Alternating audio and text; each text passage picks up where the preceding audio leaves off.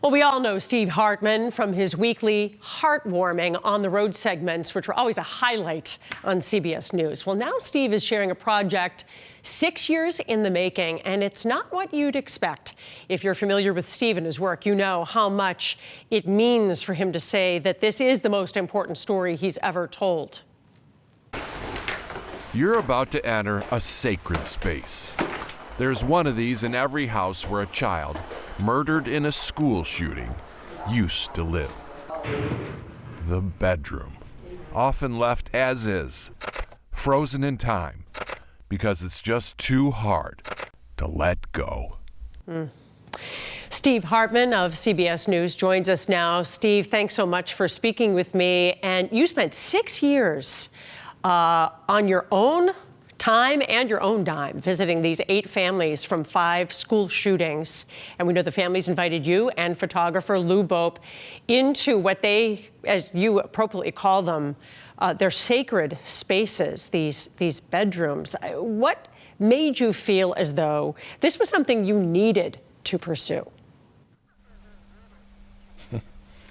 That's true. And I didn't ask permission because, you know, I'm the feel-good news guy, and it was way off brand for me, and I kind of knew they'd say no, so I kind of had to do it on my own. And you're right, I felt like it had to get done because, you know, I'd covered many school shootings, and I just really got the sense that we were moving on very quickly after each one, forgetting the schools, certainly forgetting the individual victims, and the country had kind of grown numb. And I wanted to think of some way to shake us out of that numbness. And I thought of the rooms, and I thought what it must be like for the parents to have to return to those rooms the night after the tragedy and stand there surrounded by everything that child held dear. And I thought, what if all of America could stand in that space? Might that be the wake-up we need? Yeah, those images that would stop any of us who are parents cold to put ourselves in their shoes. And we know one of the children you feature is Jackie, who was tragically killed in the Uvalde school shooting in 2022. What did you learn about these families when they would invite you into their homes, into the room, and you shared such a deeply personal part of their lives? Well, when you stand in the rooms, 2 things happen. One, you really get a sense for who that child was, you know, because everything that they held dear is right there in front of your face. Every rock they collected, you know, every ticket stub they saved. But at the same time, you also, you know, just get this chilling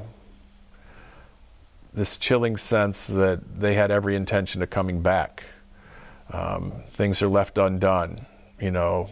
Just the suddenness of it all is really stark and kind of scary for anybody who is a parent.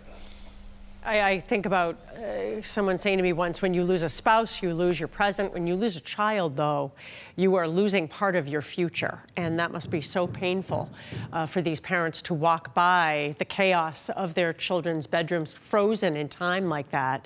Your Sunday morning piece aired this past weekend. It's absolutely beautiful, so people should definitely watch it. But there's another element of the project that I want to make sure viewers hear about. And how can people go to see these powerful images up close and learn more about these individual children? You're right. In the story, we see some of the images, but I wanted people to be able to stroll through the rooms. So you can now do that virtually. You go to cbsnews.com/rooms, and you can open the door on each of the 8 rooms we visited. And you can click on photos, and you can pretty much walk through there. And it's not easy. I would say it's pretty hard, but I think it's something that all of America needs to do. Well, it is a poignant project, and we're grateful for you to pursue this on your own, and it's going to be really a part of a lasting legacy. Thank you so much, Steve. Thank you. For more on Steve's powerful work and to see inside each of these bedrooms that he visited and learn more about the children's stories, we have set up an interactive section on cbsnews.com to do just that. It is at cbsnews.com/rooms.